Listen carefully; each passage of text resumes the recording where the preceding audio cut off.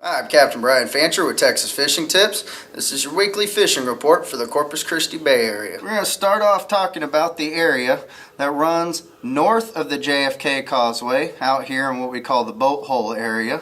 And then we'll move south of the causeway and talk about the Laguna Madre running from the causeway past Bird Island down to the area known as the Yellow Cabins. This area known as the boat hole here, north of JFK Causeway, there's some unmarked channels running along here you can see on this aerial map. The easiest way to find them is you'll find a blue cabin, a white cabin, and a blue cabin. Now this unmarked channel running through here, known as Humboldt Channel, is holding a lot of drum in there. They're moving through in schools, and there's the occasional redfish. The best way to do it is find that grass line right there and anchor off just near one of those cabins and cast off in there using shrimp or cut skipjacks. Work pretty well to catch the reds. There's going to be a lot of perch in there. Don't get discouraged. There's a lot of good fish to be had. Also, if you'll move, there's a power line running right across here. Go underneath the power line if your boat's shallow running enough and drift this shoreline right along this area. The reds are spotty, but I found some real nice size 25 and above inch reds working along that sand flat right there on that side of that island. Working south of the causeway, there's an area known as the backyard. It's the back area behind Flower Bluff. It's all this area along Laguna Shores Road. With a southeast wind, my favorite thing to do is come back here. There's a Circle K, well, stripes now you can see, and they call this area the Circle K hole. Take yourself a shrimp and a popping cork, and with the southeast, you'll make a perfect drift right through here.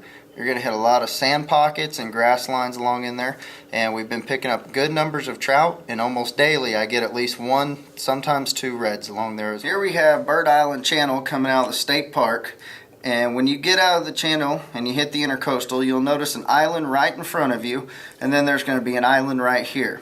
There's a little half weenie floating cabin right about here.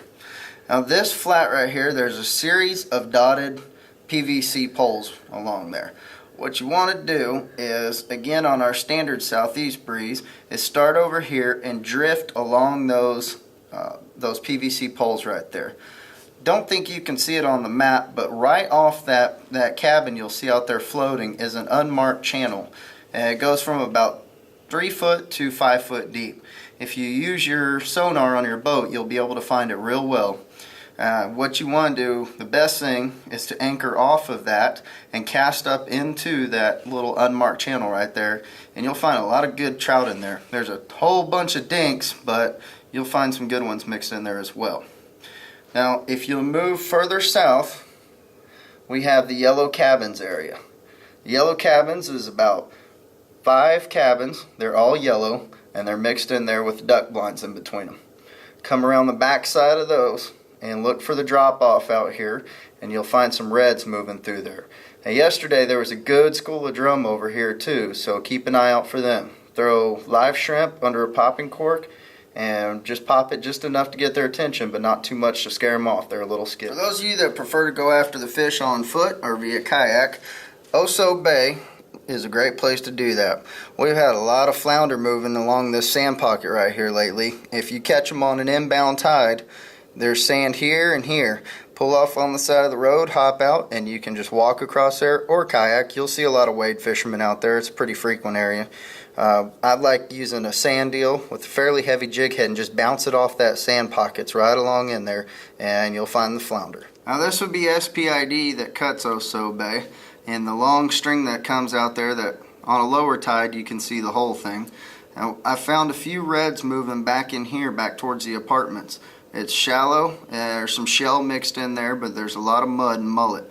Look for the biggest concentrations of mullet, and that's where I found the reds lately.